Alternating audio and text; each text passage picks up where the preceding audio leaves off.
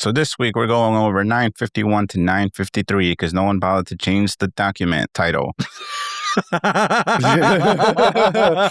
Yes, we're running back the episodes. I will be taking no responsibility for this. We went through the whole sheet and these numbers are never changed. Damn. All right. Well, time to delete all the summary. Time to delete all the talking points. We have to go back over, redo the 951 to 953. Time to delete last week's episodes, you know? No. We're just going to release 2 reviews of 951 to 953.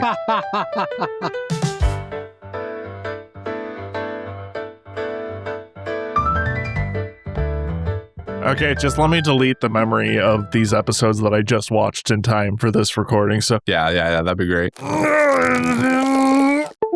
okay, it's gone. Oh, so now I'm going to be the risk of spoiling? Fuck, man. The best part is I believe Devin just forgot these episodes too. Huh? Exactly. Oh, damn. So, how are we feeling about these new episodes as compared to last week? Just generally, we're going to get, before we get to the summary, give me a lightning round. Devin, how do you feel? Input error. Oh, I think this is a pretty good set. Juicy. Excellent. Juicy, how do you feel? Uncomfortable now?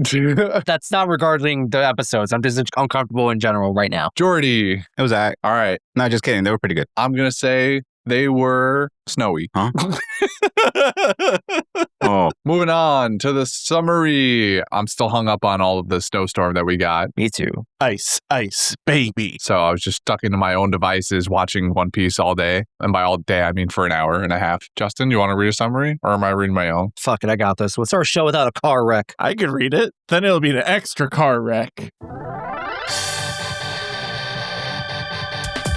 We begin where we last left off in the snowy region of Ringo, as Kawamatsu defends Hiyori from further attacks by the Beast Pirates. Once they have been dispatched, he tells her of what happened when he was last in these lands. Turns out, at some point after she ran away, he decided to turn the blade on himself and cut open his belly. He was distracted from this upon finding a familiar furry face in the fox Onimaru, being hunted by Kaido's crew.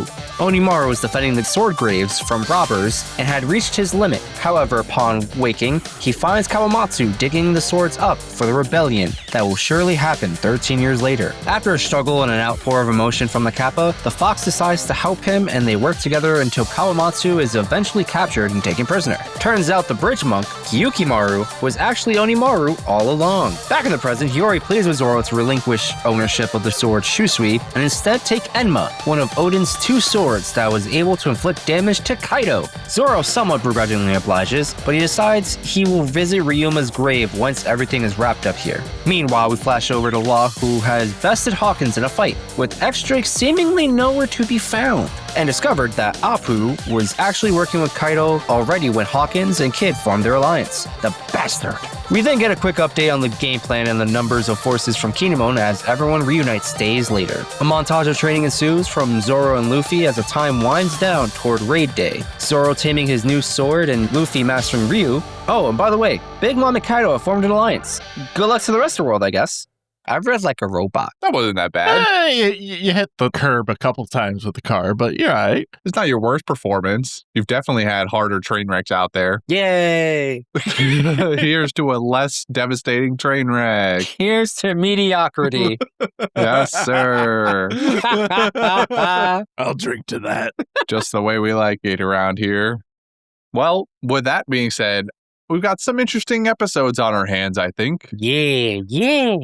As opposed to last time wasn't terrible, but this time we've got a little bit more substance. And I got basically exactly what I was looking for. To wrap this shit up. Well, to wrap this shit up, but also the specific backstory, the nuance of what was going on in Ringo. Because that was what was most interesting me at the end of the last set, was just finding out what Zoro was going to do about Shusui. Mm-hmm. And then what we were doing here with Kawamatsu and the bridge monk, who we have since learned's name is Hyukimaru. AKA AKA Onimaru, the fox. the fox. And so getting that, I was surprised. It's not common for One Piece to give me exactly what I want, especially so soon, but I'm more than happy to have gotten here. Yeah, normally they milk that shit normally. Normally it'll just be 3 episodes of hearing half of what Fox is up to. Or what does the Fox say? Yeah, like 953 ended at Ringo, and then 954 we got the entire story. Normally we would have to wait till like 956 to get that story, and we would have flashed to Luffy punching some more walls in 54 and 55 or something like that. So I'm pleasantly surprised. There is also one more thing that happened that I need your thoughts on now. Oh, okay. So we saw Yasui's grave.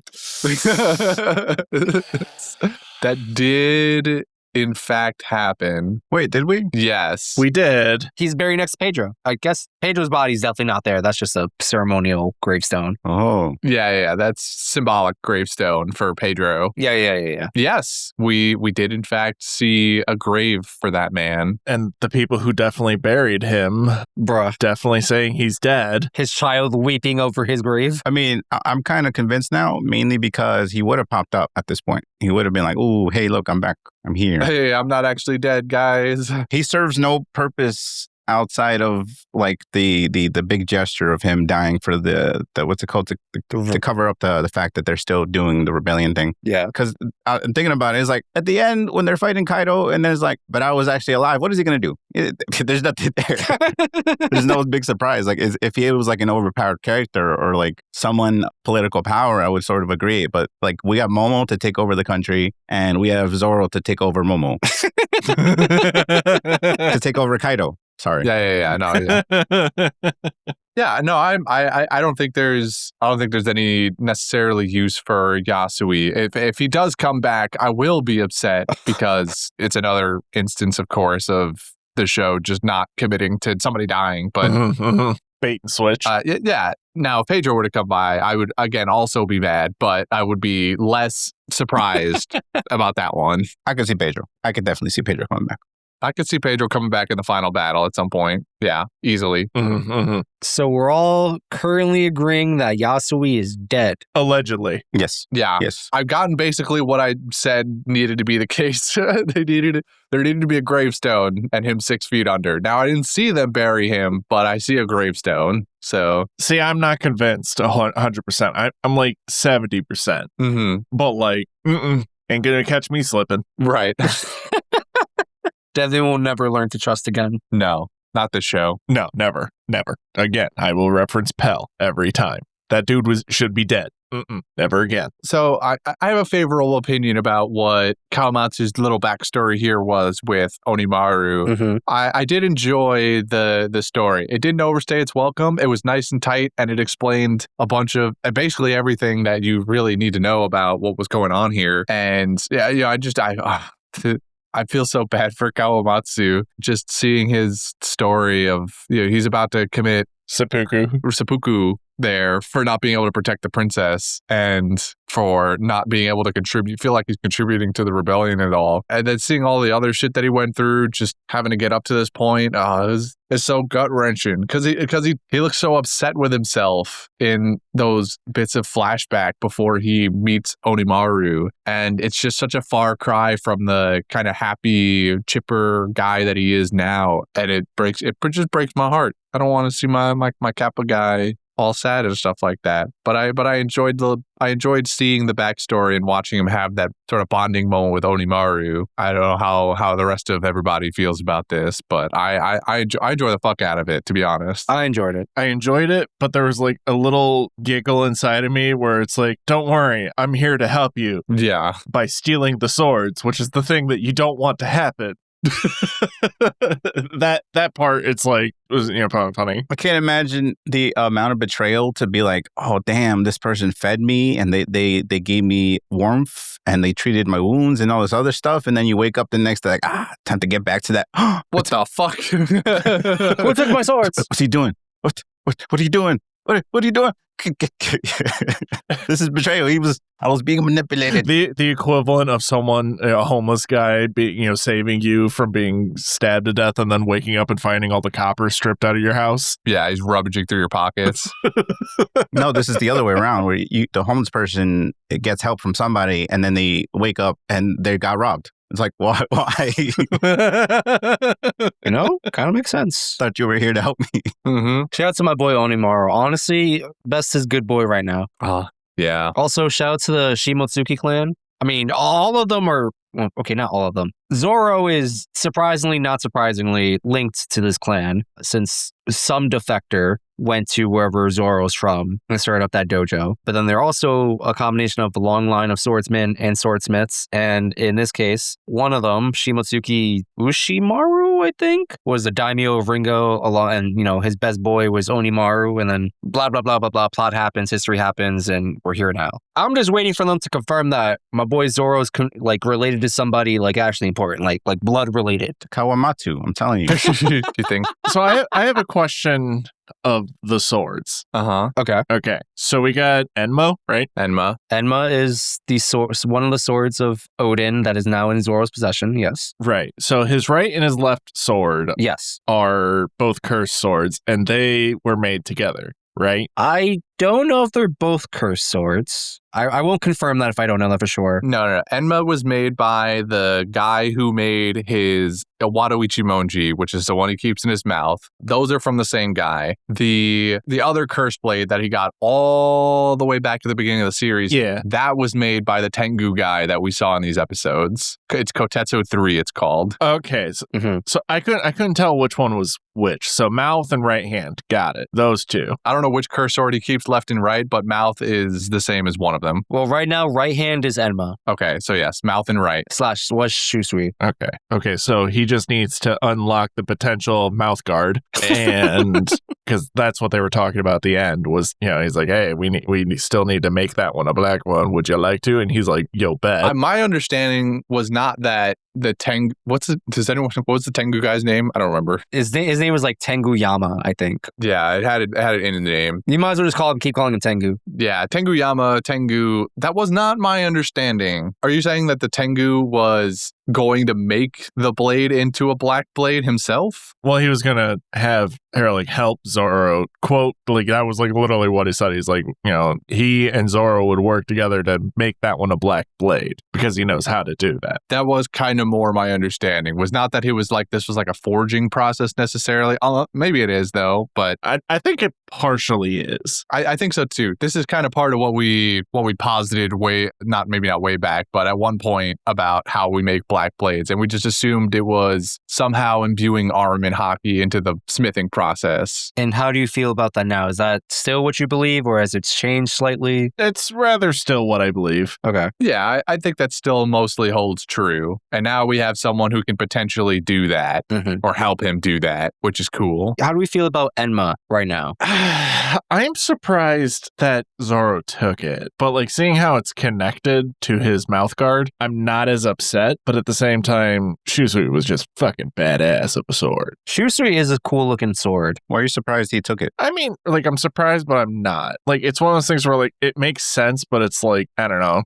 I feel like he had a personal attachment to Shusui. He did. And was okay with a lot. But I understand why, because, the historical, the equivalent of, in my opinion, finding a cool penny on the ground and then finding someone who's dude, that penny is fucking really important. You know what I mean? Yeah. Do you think then that tapped into his a samurai honor, where he was just okay, I kind of respect the fact that this has significant value in for you people, so I'm gonna do the respectful thing in this instance and trade it for a blade that you claim is much stronger. Yeah. That's kind of where I'm at too, is that I'm not surprised that Zoro took the deal. When push comes to shove, Zoro's a good guy and he's going to do the right thing, generally speaking, when it comes to something like this. So it falls under the same aspect of him having respect for Ryuma with their fight also, not even just necessarily that it's a relic of Wano. That's part of it. But I think also having had this combat with Ryuma and being entrusted with the blade by him, this this just kind of comes as part of it. And now I will say, I think Zoro would be far less reluctant if he wasn't offered another sword. Right. Yeah. If he was like, just give me the sword, fuck you, he'd be like, nah, bitch, give me my sword. Yeah. I think if he was just told to give the sword back, they would have been met with more resistance. And you probably would have gotten more of some kind of storyline where he's trying to convince them that Ryuma gave him the sword, even though he's dead and he only spoke to like the spirit and body of Ryuma. Oh, wait, we're forgetting the very important part where she gave him the sales pitch. It's like, this was the only sword that cut Kaido. Yeah, that was really the selling point. Yeah, I want to chime in and say I think you guys are making Zoro seem a little bit more altruistic than I personally believe he was in this moment. I think Zoro very much prioritized his belief that like that sword is his because he earned it, and not just because he won a fight, but like the owner of the sword said I could have it. That means more to me than like your tradition here, respectfully. So follow-up question. Mm-hmm. So the sword that Momo has, Yes. that one was not made together with the other two. I have no reason to confirm that information. I'm not going to tell you that it is true or not true. I'm just going to tell you that we did not get that information. So here's my tinfoil hat theory, mostly because the last 10 minutes of the episode kind of lead into where part 3 is going to go. Plan's fucked. It's already spoiled. Surprise, surprise. Well, yeah. We have a mole or a leak, maybe both. Definitely a leak. Which we kind of already knew. Definitely the boat's leaking. It was obvious all along. Like, come on. Who's the traitor? I talked about this with Brendan a while back. I don't remember what the impetus for it was. Probably the plan getting discovered in the first place. It basically has to be one of the Akazaya 9. Right. Does it have to be? I think it has to be. I don't think it can be anybody else. Okay. Before, I was just pretty convinced that it would have the most thematic impact for it to be one of the Akazaya 9. Mm-hmm. Now, we have much more just actual concrete in-world evidence that it definitely has to be one of the Akazaya 9. It's not one of the Straw Hats. Mm-hmm. The main piece of evidence that cements that is not even that they know the port now that is different, Mm-hmm. but that Hiyori is alive and is in the north. Okay. Yeah. That's the part that cements that it has to be somebody that we just saw in that meeting with Kinemon. Yeah. And when Kawamatsu comes back with Zoro. I don't think it's Shinobu, and it's not any of the Straw Hats. So it basically has to be one of the Akazaya 9, and it's not Momo. Brother, how fucked up would it be if it was Kawamatsu was the traitor? That would be pretty wild. Now, you can deduce this easily, but if you just take into account the backstory of each character. Don't know if I agree with that. Well, here's where I got to with Brendan, and it was kind of a joke when we talked about it. I gave several answers. I thought potentially Raizo, I believe, was one of my options. Okay. Because big head matches big head. Yes, exactly. That was exactly Ninja, espionage. That makes sense in my brain. That was exactly my thought process, Devin. You read me like a book. I'm glad that we're on the same wavelength. They were roommates. They were roommates. The other one that I kind of landed on more as a joke was, oh my God, I remembered his name about 2 seconds ago, and then I forgot it. And it poofed? Yeah. Painter swordsman again. Oh, Kanjuro? Kanjuro, thank you. Because Kanjuro's a villain, right? Exactly. That is exactly what I said. I said, when I was talking to Brendan about this, I said, I've been calling him a villain this entire time because of the animals, the paintings that he makes, and them just so ineffective at what they're supposed to be doing. Not even incompetent. They're just not equipped for what they're supposed to be doing and made to struggle for no reason. So I doubled down on that as him being the villain at the time. Now, I actually feel even more confident, without it just being a meme, that he might be, because he is the only one that we have not seen what he's been doing this entire time. He really hasn't been doing it. He could have. We don't know what the fuck he's been doing since he got here. He's the one that had the body. He's the one who had the body also. He could have not buried it. Yasui's alive. Oh my God. That lying son of a bitch. I don't know what Kanjuro's motive would be for doing that, but theatrics. That kind of goes against what we're talking about here. If Kanjuro is a bad guy, then he would want Yasui dead, so why would he keep him alive? But like, what if he's like quadruple, what's it called, moling? Oh my god. We already have one of those with X-Drake. Exactly. We don't need another one in this arc. Another one. Another one. I don't want another one. That's too many. They got 5. We're doing it because they got to milk this arc for another 800 episodes. We don't know what the hell Kanjuro's been doing this entire time, and that's suspicious as fuck. I genuinely think it's Kanjuro now, because if you go through just all of the other Akazaya 9, Kinemon and Dogstorm have been doing everything together. Ashura Doji's just been chilling on this island this whole time. Sure, you could wager a guess like maybe he's a double agent also, but he fought that other guy from the beginning of the arc who set his camp on fire. So I have most reasons to believe that he's not working with Kaido because of that. Not a red herring? The fire was not a red herring? No, I don't think it's a red herring. There's Raizo, who has spent a lot of time trying to break Luffy out when he really didn't have to. Like, he's all by himself, and nobody knows he's in Udon. He just goes there because he knows Luffy is trapped there. So he could go do something else or go do evil things if he wanted, but he spends all that time trying to free him and freeing Kawamatsu. Kawamatsu's been trapped this entire time, which if he was trapped as like a crazy bait and switch, I'll eat my words, but I don't think Kawamatsu is the guy, especially after seeing the backstory just now. Right. Kiku, I don't think she's the one either, because again, we've seen her every step of the way basically engaging in rebellious activities up to this point. And sure, again, she's the one who maybe the second strongest candidate, because the first opening of her is she's talking about all the information she's gathered, which like it could be false information, or it could be information about allied troop movements. Nobody ever sees what's inside that book, actually. So there's probably someone I'm forgetting, right? Am I forgetting someone else now? Cat Viper's not even fucking here. So there's the Shinobu. Shinobu is technically not one of the Akazaya 9. She's just there. Oh. I will say that it makes sense that either one of the two ninjas could be a mole, just thematically speaking, because, ninjas are just known for like espionage and things like that. And, as much as I do not wish for Kiku to be villainized, because I don't want my trans character to be villainized. Yes. They got a scary looking Oni mask, and, they're kind of strong. They're big spook, all right? But Kanjuro do really not be doing jack shit the whole time. Right. My assumption is that obviously since this plane is shot dead in the water, obviously it's kind of fucking obvious that it's, fucked. It's been fucked since it was found out the first time. Zoro's gonna break the other cursed sword, his left hand one. What do you mean break it? You think he's going to then take Momo's sword? Maybe? That's wild. I don't. Or not take, be given. I don't agree with that either. Well, my reason for it is because if Momo's sword is also made, it's supposed to be a 3-sword set. It's a 2-sword set. Odin was a dual wielder. He had Enma and then Momo's swords. Well, that's the thing. It's because here's my logic, right? Obviously, in historical pieces, they had smaller swords for different reasons, for ceremonial purposes, right? They had more than just, they had the itty bitty tanto, they had the actual swords and everything. Yes. So my theory is that maybe it was meant to be just like a ceremonial, like the mouthpiece one is just supposed to be a ceremonial one for his dual wielding style. But Zoro is like, nah, what if I use all 3, quote, as the patch notes intended. Right. It's the hidden 3-sword style class. Exactly. Even though originally it was intended to be 2 swords and just having a spare. I don't think that's true. That's if they didn't already confirm if Momo's sword is completely separate or not.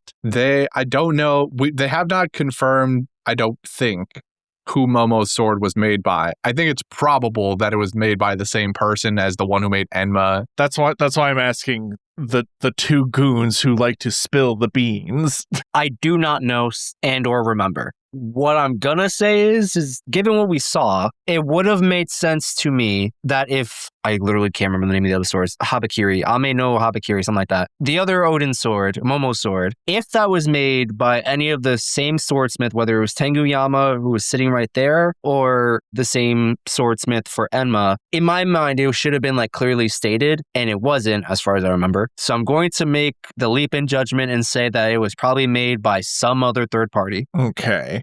Then follow-up question, that's how he also gets Shusui back but then Shusui becomes left-hand sword. You think he's going to be given Shusui back? If the country's that fucked up, yeah. If the country is that fucked up after their plan fucks up, yeah, I think he's gonna steal the sword. I think they went through so much trouble to get the sword off this man. I cannot imagine a world where they're like, we're gonna give it back to him. Not really, because it was done off screen. It was done off screen, so not really. He got robbed, and then when he was like seemingly close enough to get it if he went looking for it, they were like, hold on, before you go scouring for your sword again, how about take this other new shiny one and then let us have our thing and do our ceremonial respectful service here. The country of Wano fought real hard to get Shusui back. They finally have it in the possession. I think they value their tradition way too much to give him Shusui back. Well, let's see how low to the ground that bar goes when Kaido punches it through the crust of the earth. They already believe that the reason Kaido happened was because Shusui was stolen and that the god of the blade betrayed the country out of anger. Well, like all superstition, it's fucking dumb. Yeah, but I mean, they're kind of right. The sword brought the Straw Hats. did the sword bring the Straw Hats? Well, yeah, like if Kaido happened when the sword left, and then Kaido's defeat happens when the sword's back, I think they're right. Well, yeah, that's how legends are made. Yes, this sword legend, true, immediately. Yeah, it will never be doubted again. Counterpoint, also think about legends, most of the time, they're bullshit. Yeah, well, how about fuck you? Get some joy in your life. No. Or have some belief. Have a little faith. How about try being a legend before we start judging other legends, bro? Yeah, you like legends so much, name 5 legends. Gilgamesh, Arthur, Perseus. My man's just out here listening to character classes from Fate's Day Night. They're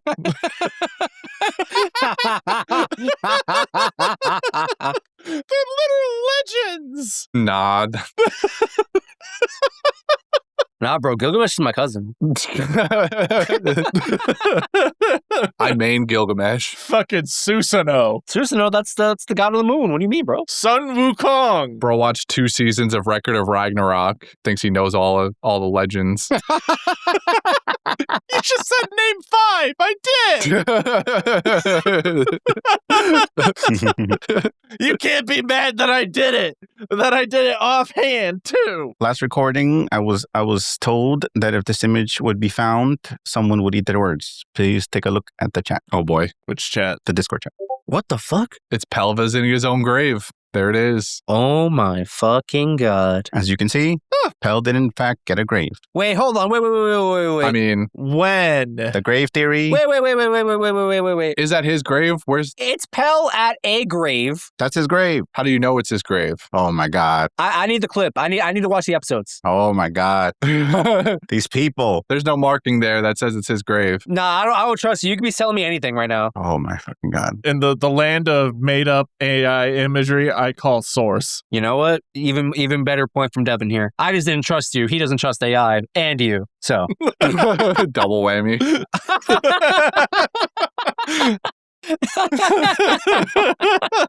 So Jordy goes and finds his source material. Yeah. Well, this is just gonna culminate in us watching one of these episodes again one day.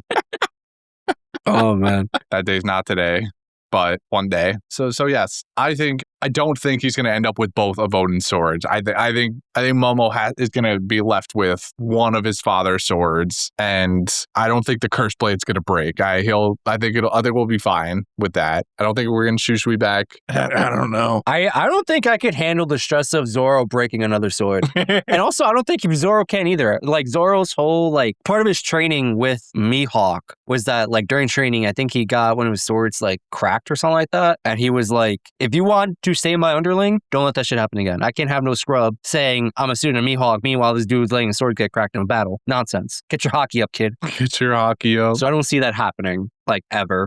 The legendary 4-sword style. He uses his butt cheeks. Hell yeah. So when we see Enma and Zoro wields Enma, they describe and illustrate is a Greedy son of a bitch. is somewhat of like an autonomous being where they're like, bro, I just do what I want. I swing wildly. I overkill things. I drain your hockey dry. I take away your gains. Yeah. So I guess I have two questions. One, does this reinforce it? I feel like it reinforces my belief of like how I understand a black blade to be, being that like you just somehow pour hockey into the sword enough times or whatever, and your sword has become permanently hockeyfied or whatever. And the second thing is, how do you think Zoro's battles are going to proceed going forward? Both, I guess, like immediate. Dude, they're going to be so fucking cool. Okay. They're going to be so animated. They're going to be so... all the budget. All the budget. All right. I like this. Do you think he like fucks up Zoro in a fight? Like he like loses a fight because Enma's just doing too much and he's like, wait, my bones. That's what I was saying. I think something's going to happen to the left-hand sword. Something's going to happen. He's going to get sipped a little too hard, and it's going to make him, like, falter with his left hand, and then ka-chink. Uh-oh, need new upgrade. Oh, surprise, get the Okay, whole... hold on. Devin's cooking now. Devin, I think, he's swaying me a little. This is making sense. He's going to be like... Enma sucks the hockey out so bad, so hard, that he can't hockey up the other swords properly. Mm-hmm. And Khaleesi, okay, I see Devin's logic here now. Yeah, like, mouth guard, totally fine. That one's going to be fine forever. That's too important to his backstory that is, like, 2 straws and a paper clip. But, like, left sword, that one. Devin actually almost killed me. Fuck. Are you good? He's dying. What is happening? I actually cut him with my hockey from across. Yeah, if you could just not do that, that would be great. I had to reinforce the point. Oh my god. Well, what say you, Christian? You have any thoughts? Well, on what specifically? I need more context. on Enma and Enma's tendency to disrupt weak swordsmen. I wouldn't be surprised if something like what Devin's talking about plays out, in the sense that the sword will take advantage of an opportunity where Zoro is weakened, Mm-hmm. and in the middle of a fight, like he's losing his battle to whoever it is, Mm-hmm. and then he goes and tries to use Enma, hockeys it up, and Enma just gets too crazy. It drains him. He's fucked up in the middle of the battle. He gets cut or maimed by one of the other characters, one of the villains. I don't think it'll end up in the other sword breaking suddenly. Mm-hmm. Mm-hmm. But I do think that there is a high probability that he'll just get domed in battle because Enma drains him in a very inopportune moment. Okay. I don't think he has fully mastered Enma. It would be kind of wild if he had in just 2 or 3 days.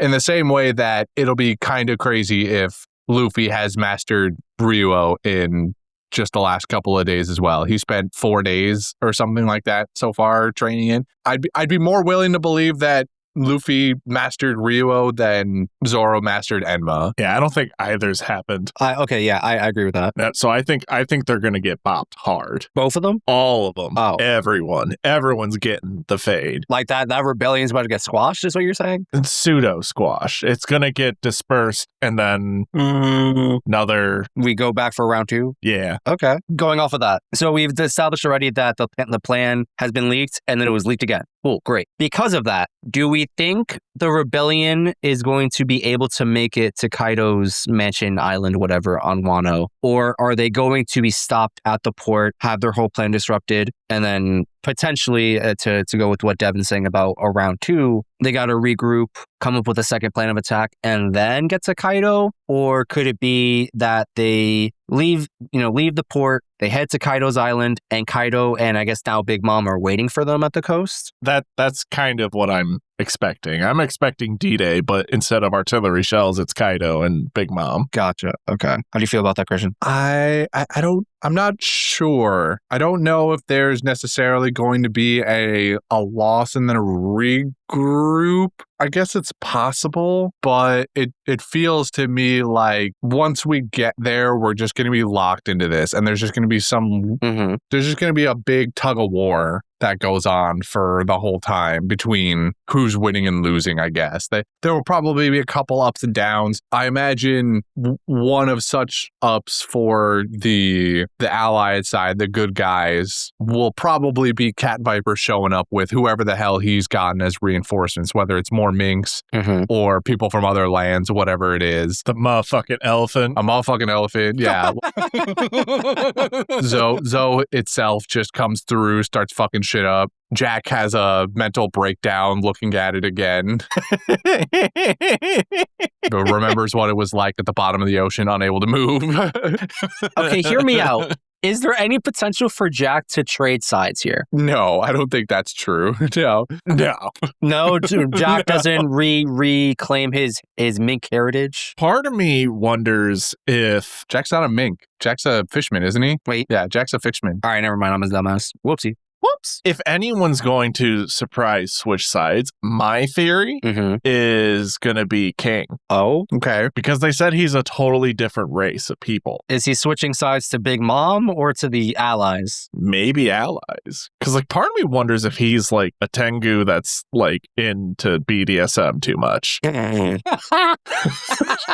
So you're claiming Tengu as an actual race of people in this world then? It might be. Okay. I'm just double checking. I'm not like trying to accuse you of anything. Because he has wings, so does the Tengu. That's his power. Is that his power? He's a pterodactyl or a pteranodon or something. Oh. That's his devil fruit. That could be hybrid-ish mode looking things going on. That is fair. Oh. But we do know that he is of a different race. Yes. We don't know what, but Big Mom knows that his race is seemingly non-existent. His gimp suit's getting in the way. Yeah, we do know that he's something we probably haven't seen before because of Big Mom mentioning it. Yeah.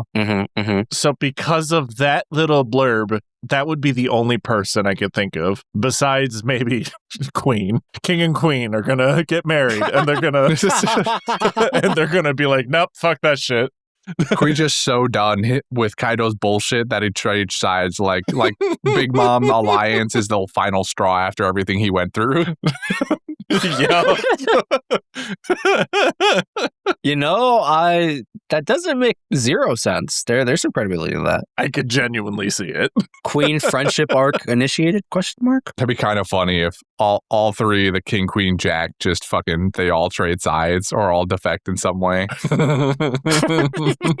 And then we get all the pawns, and then we get the knight, and then we're gonna play real checkers. Now you've moved into a different game. We were talking about playing cards, and you moved into chess. Maybe that's part of the theme. Well, Ace is already dead, so it can't be cards. Oh, true. What if Ace was never actually his name? That was his title in Kaido's crew. That's crazy. I don't know. I could see it. I wonder who the two of clubs is. Speaking of the Alliance, how do you feel about that? Do you feel like it was out of nowhere? Fuck Apoo. Fucking wild. Fuck Apoo. Fuck Apoo? You know what? Actually, fuck Apoo. Everybody hates Apoo. If that's the alliance we're talking about. Different alliance, but yeah, fuck Apoo too. Yeah, fuck that guy. I knew I didn't like him for other reasons. We'll get to Apoo in a second. But let's talk Never trust someone with 4 elbows. Change my mind.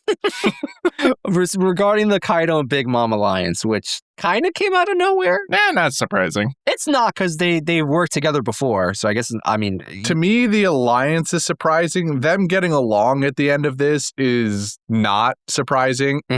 I did kind of figure, I think last recording, I said, yeah, they're going to fight a bunch and then Kaido's going to tell her to get the fuck out. It still doesn't entirely surprise me that they get along at the end of this. I did think that it was going to be, oh yeah, I will say also, I am upset that we don't get more of them just actually brawling it out, that we're just cutting straight to them being buddy-buddy. I wanted at least a little bit more kaiju fighting. That would have been sick. But we're here, and I'm not entirely surprised because, again, yeah, they were friends at one point. It is funny that the alliance is, yeah, we're going to take over the world. And then we're going to fucking fight each other to death again or something. I don't know. Like, we're just going to go back to what we were doing right now. Like, what was even the point, I guess? Like, we're just going to split the world in half. You can have the East and West blue, and I'll take the North and South blue or something like that. I don't know. Well, they did say that they were just going to fight each other to the death. Yeah, but that's after they take over the world. They're going to enslave everybody, and then when there's literally no one left but them, they'll be like, all right, time to scrap. All right, time to scrap for who's going to be the grand leader or whatever of the world. Mm-hmm. So, I don't know. Maybe I just want that. Maybe I just want the timeline where Big Mom and Kaido win, and then they fight it out.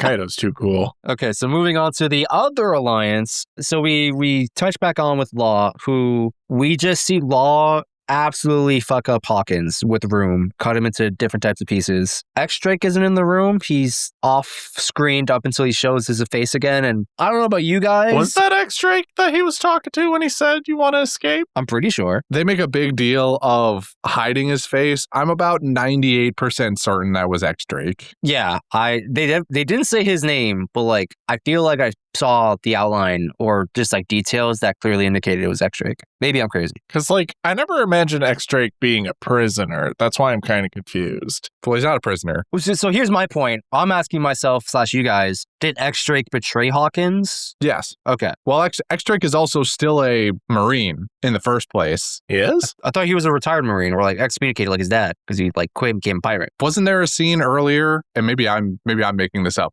Didn't we see a scene like post time skip where he was reporting back to HQ or something? I don't remember that happening personally. I have no memory of this. Am I crazy? Did I make this up? I thought the only one that really had ties to the Marines would have been Law because he was the other warlord. Well, yes. Well, that's part of my working theory right now, especially like with X-Drake helping Law outside of X-Drake just wanting to take down Kaido for the Marines' sake. Are we sure? I feel like, am I crazy? I feel like this happened. I am simply telling you that I don't remember, and that is all I am saying. I genuinely don't remember. I feel like this happened. Do not take that as a you're wrong or you're right. It's simply a I currently do not know, and I don't want you to speak further. That's fair. I don't want you to try and parse it out live for fear of spoiling anything. I'm fairly confident this happened at some point. Like we're told initially that X-Drake is a defected Marine. Yeah.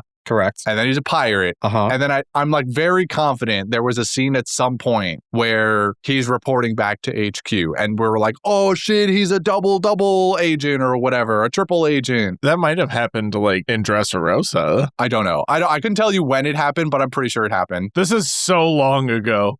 So anyway, that's my theory here is that X-Drake is still working Marine. Okay. And so not only is the fact that Law is a warlord and ergo working for the Marines, but there's just something going on here where X-Drake maybe was told to infiltrate Kaido's crew to try and take him down from the inside or get information every now and then. So this just presents as an opportunity to have a powerful ally who's involved in this rebellion that's going to happen later. Okay. So yes, I'm pretty sure it's not ever stated or shown, but I'm 98% confident that that's X-Drake in the hallway there. Yeah, same. Okay. I'm not convinced, but also I don't have any information to rebuttal with. That's never stopped you before. Exactly. I'll make something up. No tinfoil theories on this one? I ran out. Oh. Unfortunately, the raccoons took the rest of it. They have to make shelter during the storm. That's fair. That's going to keep them a lot warmer than it will Devin's brain. Exactly. Okay, so speaking of other alliances, Hawkins reveals to Law that when he had made his alliance with Kid and Apoo, and they run into Kaido, it turns out that Apoo is always already affiliated with Kaido, and they betrayed that alliance. Fuck that guy. Absolutely. Everyone, all my homies hate Apoo. Always have. Never stopped. Proudly, Devin is always hated. That is correct. He was a hater from day one. Devin was a hater from day one. He knew. So Hawkins is given the deal of like, hey, Kaido likes powerful people, or strong people rather. You can join the crew since you're strong enough and he won't kill you. And Hawkins is like, well, it's better than being dead, so I guess I'll join the crew. Useless Kid and Killer said, absolutely no way, Jose, we're going to fight you. And so we can't fight no more. And Kaido likes to challenge. He likes beating people into submission. And that's basically what happens. So Killer and other members of the Kid Pirates are basically enslaved into Kaido's crew. Kid is imprisoned. We kind of know what happens currently. And Hawkins joins the ranks because he does not enjoy being dead. My man is real fearful of death, despite the fact that he could have like 1 million lives at any time. Well, he gave him up for the ruse. That just suits it, right? It fits his personality. He's so afraid he ends up with a power that gives him potentially infinite lives. That's fair. Yeah. So yeah, all my homies say Apoo. Fuck Apoo. Yeah, fuck that guy. See, I like Hawkins, but man, in this moment, a little bit of a coward, a little bit of a baby. I mean, I get it, but in the face of overwhelming odds. But then you got Kid and Killer there who are like, fucking kill me. I don't want to live if it's under you. Yeah, my man was like, I'm not really the type to be inspired. I really like the statistics of things. And right now, the only one that says I live is 40% chance of joining Kaido's crew. So I'm going to go take that one. You guys stay easy, though. I wish you luck. Yeah, you guys be well. And look where he is now. Cut into several pieces. Still alive, but still cut into several pieces. Mhm. Yeah, that's a good point. Is Hawkins now dead after the end of that scene? No, Not a chance. no, No. Okay. no, not even a little bit. Law gives him the Virgo treatment, just leaves him chopped up in different pieces and just walks away. Yeah. Okay. He does the Batman where he's like, I left him completely maimed and then somebody else came along and finished him off. I didn't kill him. That is fair. Is there anything else we want to talk about that's left to talk about? Fuck Apoo. All my homies say Apoo. We did do that one. Always have. Anything, Jordy? All right, good talk. All right, that man's dead. That man big dead. I'm looking for the footage. He's still looking for footage of Pell looking at his own grave. I have it. I'm like working all the angles here because I know you're grab me a little buttock and be like, no, that's forced. That's AI. That's unproved. That video is AI too. I'm covering all grounds. Yeah. Look, I'll keep it simple. If it doesn't have his name on it, then I want no part of it. Could be anyone's grave. He literally says, "Is this my grave?" Rebuttal sauce. Give me the sauce. But it's a question, so he doesn't know. That means his name's not written on it. What? Bunch of clowns. Anyway, I think that's it for these episodes. I think we about got everything together here. I will say, so this is the end of Act 2 of Wano. Oh, but they didn't do the curtain draw or whatever. Yeah, No, they did. Oh, did they? I just exit out too quickly. Oh, okay. Never mind. Yes, sir. Also, quick fun fact that I assume is going to be touched in the fun fact section, but in case it's not. This episode released on December 27th of 2020, I believe. And the following week was going to be the release of Chapter 1000, which was personally a very hype moment for me. Because back then, Simi was also hyped for it. Because, Chapter 1000 One Piece is like a big momentous occasion in the community at that time. So me and him were like staying up to ungodly hours to try and binge the manga at that point to prepare for Chapter 1000. He successfully did it. I could not stay up long enough to finish all the chapters. I took like an extra day than he did. Yeah, I'd see it. But I just remember that being really cool. So, quick question. In terms of, this is more, not necessarily the plot, but like about the fandom. Uh-huh. So, like, didn't you guys say that like Wano was like really divisive in like pacing and like people had a lot of issues with it? I don't know if that was stated. I feel like that's kind of true. Wano pacing does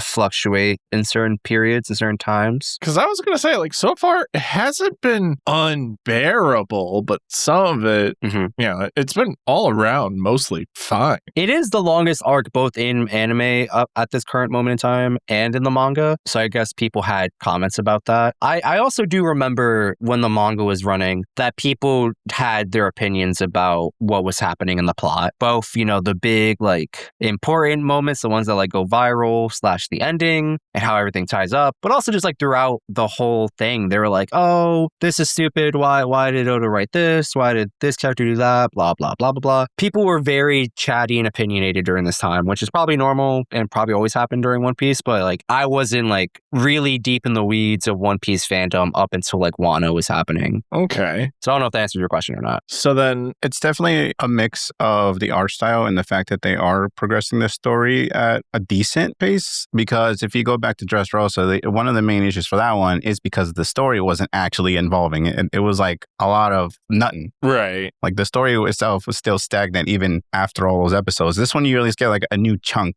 of information like every couple sets. World lore. Right. Yes. Yeah, there's some real world building and you feel some progression. Right. That's why I'm like wondering, like, what were they mad about? Then follow-up question. This is more so for my cousin's sake. Okay. And so I can get it online. Oh boy. One, how far away are we to being caught up? To the current anime number. Yeah. So we're on episode 956, and I believe the anime is holding off at episode 1100 and I'll say 37. I might be off by a couple digits. I think it's like 1155 or something. That does also sound true. Okay. Let me see if I can confirm that. Yeah. How many episodes? I've got 1155. 1155, yes. Can confirm. Now for the real question from my cousin, which is, when the fuck am I supposed to be allowed to watch film Red? Because he has been begging me. That is on the schedule. That is coming up soon, actually. Oh, okay. If I remember from the last time I looked at the schedule, which was earlier today, actually, to write the sheet, I think it's in roughly 100 episodes, maybe a little less, 70, 80. But basically by around like 1020, 1030, I want to say, episode number. Oh, okay. I'll just pull up the Excel sheet. Okay. We'll watch Film Red. I just didn't, I don't look at that because I,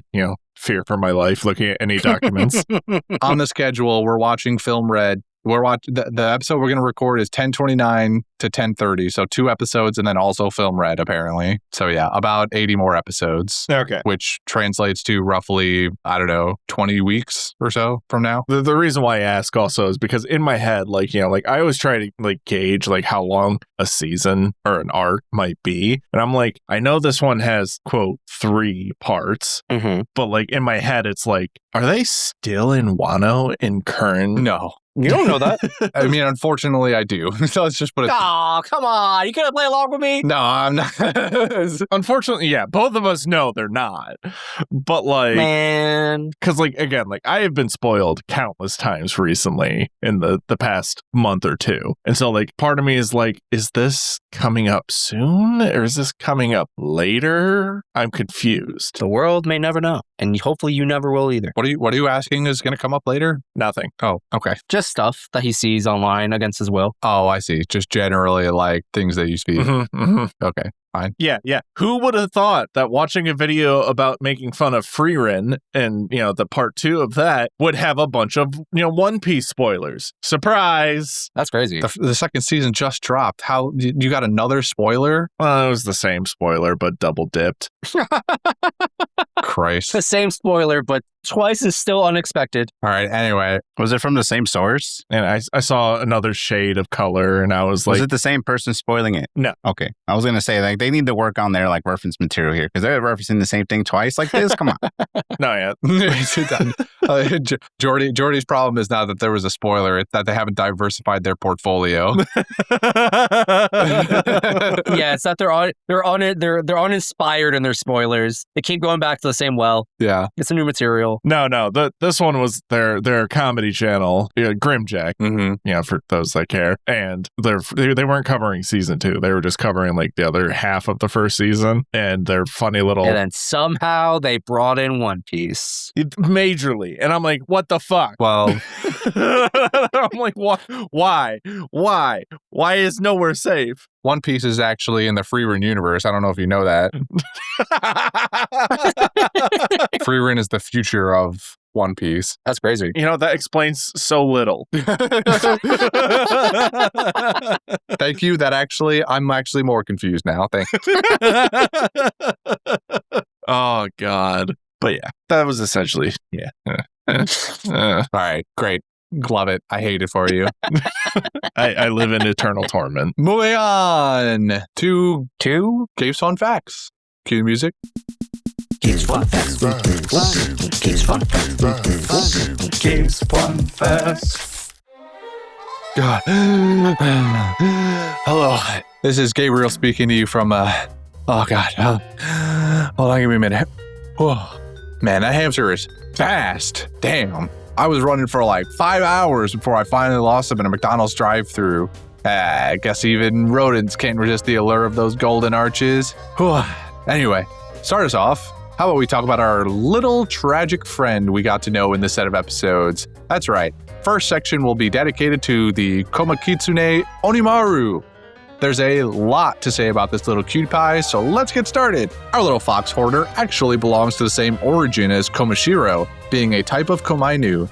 While Komainu are depicted as lion dog type creatures, Komakitsune are depicted as foxes, serving the same purpose of being guardian deities for shrines, with the Komakitsune usually guarding Inari shrines as statues all over Japan. Onimaru is heavily based on the Kitsune, a type of yokai depicted as a fox spirit, which was said to have the ability to transform into human form, to trick humans and lead them astray while wandering the forests. The most famous Kitsune is the nine-tailed fox, also the most powerful, who you may recognize from the video game Okami, or an anime with some blonde kid no one's ever heard about. I think name's like Boruto or something.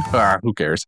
I'll now interrupt this section for Onimaru to bring you this week's manga to anime differences. We'll get back to Onimaru for a final fact at the end. Trust me, you'll want to hear that one. Whereas the anime decided to capture Kawamatsu with a net trap, he was actually captured by a mob of people in the manga. Thank God Kawamatsu's not a fishman, otherwise it would look really bad on Toei to capture him in this way. That's some sarcasm from our fact keeper. The scene of Odin wounding Kaido. Hold on. Wait. That's a spoiler. I can't say that. I don't want to summon him again. Why? Oh, wait. That was shown in this set? That's actually quite odd, since Odin slicing Kaido is only shown at a much later point in the manga. Shame on you for spoiling. Toei? I mean, damn you, Toei, I'll never forgive you. I'll never forgive the Toeinese. The flashback of Kid and Killer's confrontation against Kaido is entirely made up. In fact, every scene after Kid and Killer leave the Udon prison until the end of Act 2, which features them, is made up. Are Kid and Killer made up? Just in case someone might have skipped the last segment of episode 956 after the to-be-continued screen, 1 week after the release of this episode, here you go, Justin, the One Piece manga released its 1000th chapter in Weekly Shonen Jump issue 2021. Wahoo! Issue 5-6 on January 4th, 2021. I'll go into more detail on this once we reach the episode that adapts this legendary chapter, but needless to say, this was quite an important moment in manga history. Now to end things off, let's circle back to Onimaru one last time. You might be wondering what Onimaru's name is based on. Well, there was once a legendary warrior monk, Benkei, whose childhood nickname was Oniwakamaru, translating to Demon Child. This is far from the only thing that these two characters share in common, though. Oh no. Onimaru's odd habit of stealing swords, as well as his honorable personality, are also based on the legend of this heroic warrior. Let me tell you the story. Benkei, who actually existed in some form, was said to have roamed the capital during the late Heian period with 7 legendary weapons on his back, dueling arrogant samurai, defeating them one by one, and collecting their swords until he reached 999, at which point he challenged Minamoto no Yoshitsune on Gojo Bridge and suffered his first defeat. Damn. Oh, so close to his 1000th chapter and he lost. What a loser. After losing a rematch at a Buddhist temple, Benkei willingly became Yoshitsune's retainer, dedicating his life to him and fighting in the Genpei War against the Taira clan, only to meet his end at the Battle of Koromo River, where he protected his master during his seppuku, reportedly slaying hundreds of soldiers, standing his ground even as arrows riddled his body, and finally collapsing only when the enemy approached, having died standing upright. Wow, we got a real fucking Whitebeard over here. He died with his forward to the enemies, never yielding. Hell yeah. So, yeah. Don't mess with the little fox. Even in death, with his entire body littered with wounds, his body and spirit will never yield, and his back will never suffer a coward's wound. Anyway, that's all for this week. Now that I can finally catch my breath, where am I exactly? For some reason, this place seems really familiar, but I really couldn't tell you why. I think I'll go to that house at the end of the street and ask if I can stay overnight. Hopefully they don't hold allegiances to hamsters with guns. See you guys next week. Have a nice day. Bye-bye now. Bye. Thanks for the facts, Gabe. Bye. I wish you luck. Anyway, next week we're going to be watching episodes 957 and 958. Woo! Wait, only two episodes? Oh, what the fuck? Is that correct? It is correct. Oh, that is correct. I'm just positing to the rest of the group that there's only 2 episodes, meaning some probably very monumental ones. Mayhaps. Or just trying to set the pace for later episodes. It could be both. Could be both. Who can say? I mean, I could say, but I won't. Damn, they're going to get bopped in 2 episodes. Yeah, the whole thing's over in 2 episodes.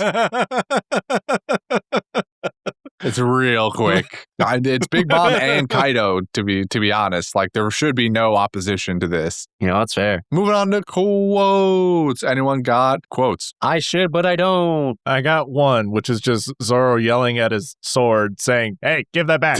No, down, boy." That was funny. That is a good one. I agree.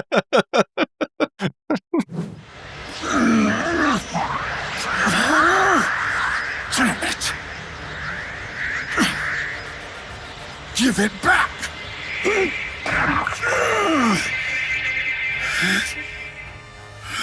That's it. I've got a quote here. It's from the girl narrator towards the end of episode 956. Once the Akazaya 9 plus 2 are making their way downtown, they have that big silhouetted scene and it's flashing between all of them and stuff that's kind of happened over the course of the last number of episodes. And the narrator goes, Now, 7 of the Akazaya 9, a kunoichi, and 1 young noble press on with determination in their eyes. The malnourished land beneath them trembles under their feet like frost during a bitter winter. Breaking through the scattered clouds and rising smog, the sun shines upon them as the 9 shadows dance like spirits. Yet these are not vengeful ghosts, but warriors of flesh and blood armed with sturdy steel. It is a tale 20 years in the making. I just thought it was quite poetic and that I would do Brendan the favor of putting a narrator quote in here too, because I can only assume that he definitely would have said it as well. And also it's just quite nice. Hell yeah. So that being said, that was my only quote. There's probably something in there with Kawamatsu, but I was just so enraptured by watching the story that I didn't write down any quotes. So Kawamatsu did have some gut-wrenching dialogue today. yeah. So there's probably something in there from my boy Kawamatsu, but I was too busy drinking in all of the details. So moving on to the Golden Ham then. Ooh. We got a few contenders, I think, this week for Golden Ham. I'm just gonna go right off the rip and put up my boy Onimaru for a Golden Ham for starters. I am feeling that. Kawamatsu's right there next to him for the field. But the real GOAT has to be Enma. I don't hate this. Do you see that fucking clip? I don't hate this. Well, I'm gonna pass on that. I appreciate the attempt at a meme, but I'm not behind this one.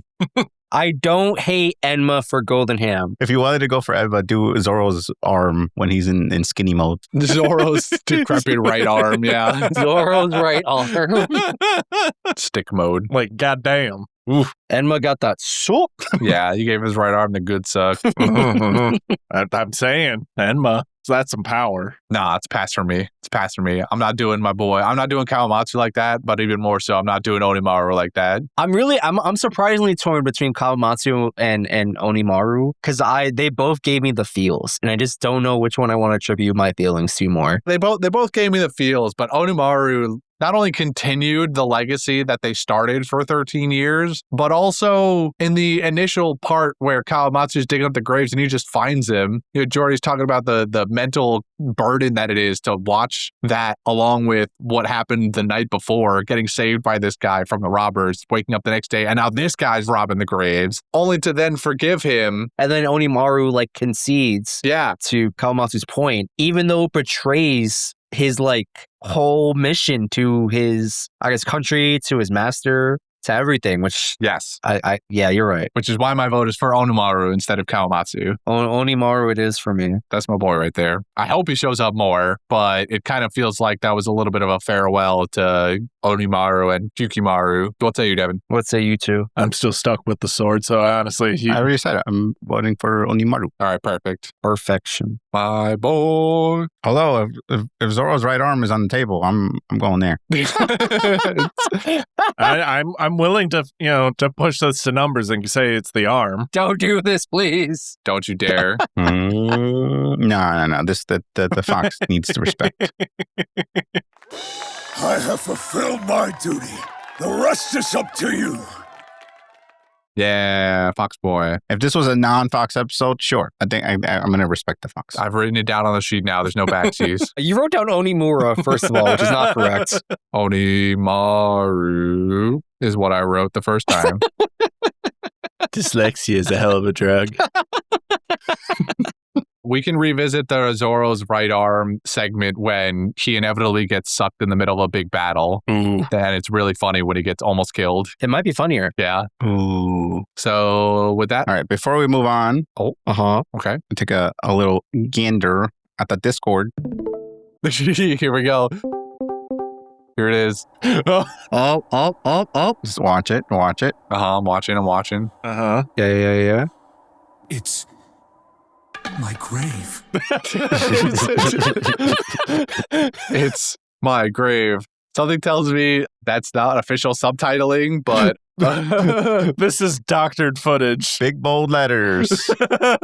This looks doctored. I mean, when he uploaded the file name was Pals Alive for real. the first one was Pell's alive for real. So now this is for real.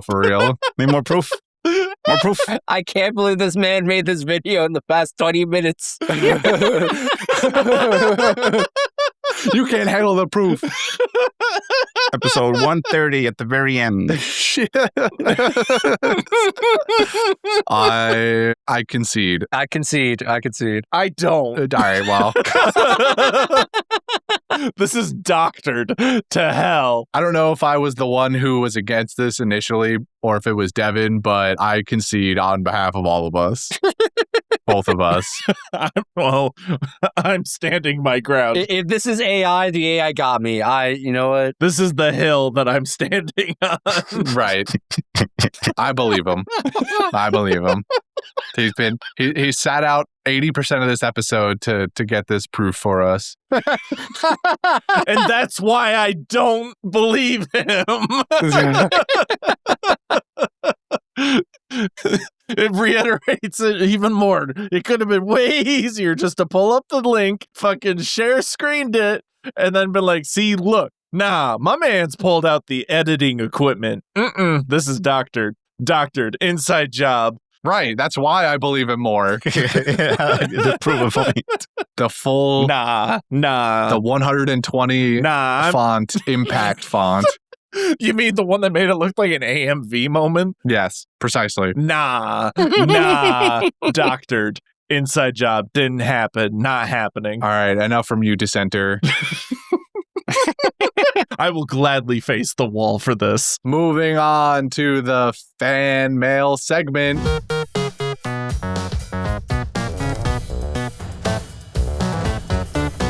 Justin, what do we got for fan mail? Technically, nothing. Aw. Or what I'm going to say is nothing. However, there is an email we got from a person who I will not name Okay. because they had a particular idea with their email. Huh? And I need to do a dry run and run it by Dave to see if we can make it happen the way the emailer wants us to make it happen. So I'm going to work on that hopefully soon. What? Stay tuned for more. Okay. However, there is one thing I wanted to say. Listener Dallin on Spotify wrote 22 hours ago, day 6 of asking for Geordie cast. And I just felt like that was important to share with everyone.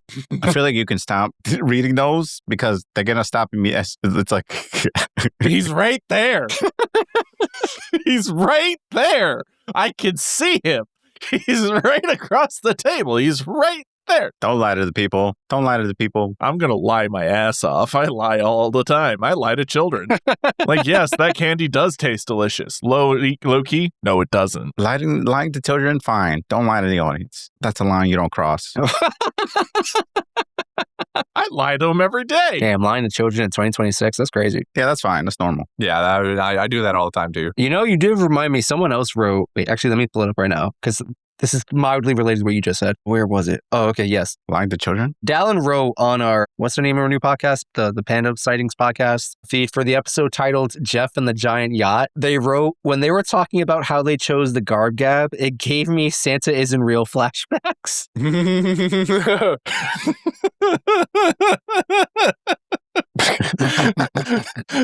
What? Is it too much peek behind the curtain? It might be. Too much peek behind the curtain for that person right there. I'm so sorry, Dallin. Sorry, buddy. I'm so confused. What is the context? Man, my boy Ed Devin doesn't even remember the origin story of the garb gap. Dude, it's been many moons. Listen to the episode Jeff and the Giant Yacht and revisit the origin story. Yeah. Relearn our own lore. Oh, something about don't quote it to me. I was there as it was written. Me going, no, please quote it. I don't remember shit. Yeah. I don't remember shit. It's because you weren't there. Oh, And we know you don't listen to our own shit. is that true? I listen to it once in a while. Oh, yeah? Actually, no, I believe that. I believe that he listens to our podcast more than Juan does. Okay, episode 647, set minute 2 and 53 seconds. What did Christian say? Say, you might be right. Well, that's exactly right. He said, He might be right. The chances are he might be right. Yeah, honestly. With how shitty I am at speaking sometimes, yeah, that's probably true. No, I mean, it could work for any of us. Yeah. Justin asked Christian a really confusing question. What?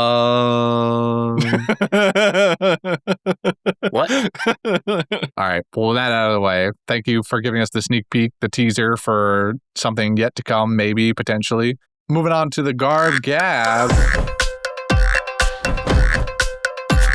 It's garb gab time. For real this time. Devin, it's time for you to stick your hand in. It's all you, buddy. Hell yeah. Fucking finally. Oh, wow. It's deeper than the last time. I sewed a new bottom onto it. Not sure why I didn't appreciate that comment. Okay. Ooh, that's a handle. Okay.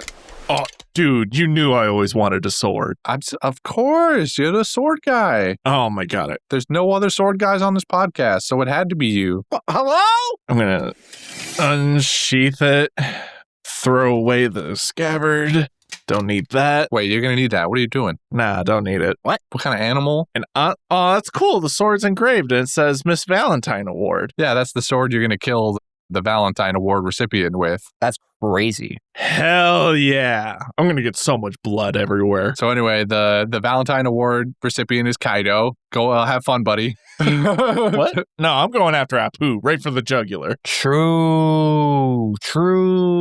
All my homies ate Hapu. I don't know. Apoo wasn't in this enough for me to hate on Apoo. I mean, we did actually see Apoo in these episodes, to be fair. He showed up on the island. We saw a lot of Apoo. I know, but my personal vote wouldn't be on Apoo. I didn't see him. Nah, fuck that guy. Christian, are you nominating Kaido in this instance? No. I think my Valentine Award vote is going to be for Kanjuro. We don't know he's a bad guy yet, but I've thoroughly convinced myself that he is at this point. So That's crazy. We're out here executing somebody with no evidence. I'm out here executing him with circumstantial evidence. Yes, That's crazy. I don't know about that one. guilty until proven innocent. That's what I say. That's wild. I feel like that only applies to Oda. Well, I mean it does, but now I'm giving it to Kanjuro also.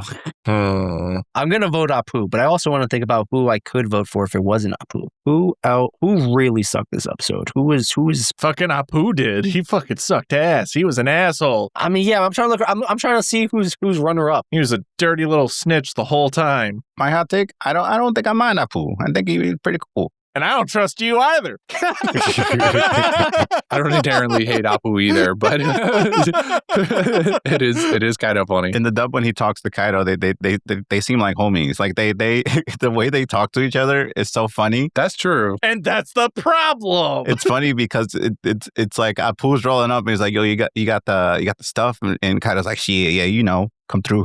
You already know we're about to throw the fattest party you've ever seen. Apoo's like, I bet, I'm coming. It's true. It's so casual. I mean, they do have a seemingly really friendly relationship, which I can appreciate between a boss and their subordinate. However, Kaido is also drunk off his gourd right now as well. that is also true. He's always drunk. What do you mean? He's not always drunk, just like 75% of the time. No, I think he always has a buzz and then he drinks into a drunken state at various times. Yeah, I did find it funny that while he's drinking the whole, whatever it is, I will call it sake, Yeah. but Big Mom is feasting on red bean soup the whole time. Bro, she had a fixin'. She had a hankering. Yeah, And she wasn't leaving Wano without her red bean soup. and they had that shit ready. And now it's gotta be Apoo. It's gotta be Apoo. It's no one else. I'm gonna turn it around Nah. and go back to Zoro's arm. It looks so disturbing. Why not? You will give it to Enma. No. The arm. The sword did nothing wrong. Okay, the sword's just doing its thing. I mean, Zoro wasn't strong enough and therefore created a disfigured arm. And Jordy just can't appreciate that. yeah. Yeah, it just made me feel uncomfortable. It just looks so weird. So I'm going to go stab Apoo now. Anyway, sounds like Apoo's the winner for the Valentine Award. I never skip out on a party or give up on a fight. All my homies hate Apoo. Always have. It's true. Devin, do the thing? Question mark? That's If my you wish line. to support the show, consider checking out pandasightings.com, where you'll go to X what? No, keep going. It's fine. No. Someone said something. What'd you say? No, it's not towards you. You're doing what you were supposed to. It's Justin. Just Wait. Guys, I found a thing. oh, You found a thing? another thing I found a thing. besides the thing. All right, look. If y'all don't know this, there is such a thing as a Gen Z translator. I did. Oh my God. Where are you going with this? So what I did was I ran the thing through the Gen Z translator, No. Give it to me. and the first version I got was kind of ass. So then I tried a different site, and this one's way better. So here you go. Give it to me. Oh no. This is gonna go. It's pretty funny. Oh no. Low-key want to give back to the show? Totes, check out pandasightings.com, where you can get the tea on extra content like studio vibes and vlogs. We also got a merch spot where you can cop some fire brands for you and your squad. Don't add us, but the hamsters low-key depends on your support. We got 2 other fire shows. Panda View, where we get real about various media, and the Panda Sightings podcast. Just a chill combo, lol. Go listen on all of our big pod apps, fam. On God, for real. For real. This is both amazing, but I also hate it. I mean, no, I definitely hate it, but it was funny that for one time. I kind of don't hate it. No. It's kind of cool. Might keep it. I detest this. Yo, put this in the sheet. Maybe we come back to this once a month. Stop! Don't. I'm using this translator more often. It's awful, but it's so awful that it's good. No, it's so awful. It's awful. Full stop. I'm using this for all the summaries now. All right, Apoo. It's time to do this. You and your extra joints are disgrace to everything. Oh, this is gonna be good. I'm glad I made popcorn for this. Los! What's that line Kiku said was really bad? Sunachi. Sunachi. Sunachi! Wow, good memory. I don't know what it means. Just know it's good luck. It's really poetic Japanese for YOLO. Sunachi! All right, well, bye. Oh my God. Apoo gave Devin another set of elbows. Holy shit. Wait, what? Ah! Ah! Oh, it's brutal. Oh my God. Jordy, look away. The body horror. No! Oh, God. Oh God, Devin, please put your arms down. He made Devin an honorary long arm tribe member. Oh, no. I must commit ritual seppuku. I thought you patted him down. Where did that Uno card come from? I'm sorry. The show must go on, but you'll have to go on without me. It's okay. We'll see you in a month. Well, while we get Devin to a doctor, you guys have fun. See you next week. Bye-bye now. Bye. Note to self, install Uno reverse card detectors. Yeah, that would be good.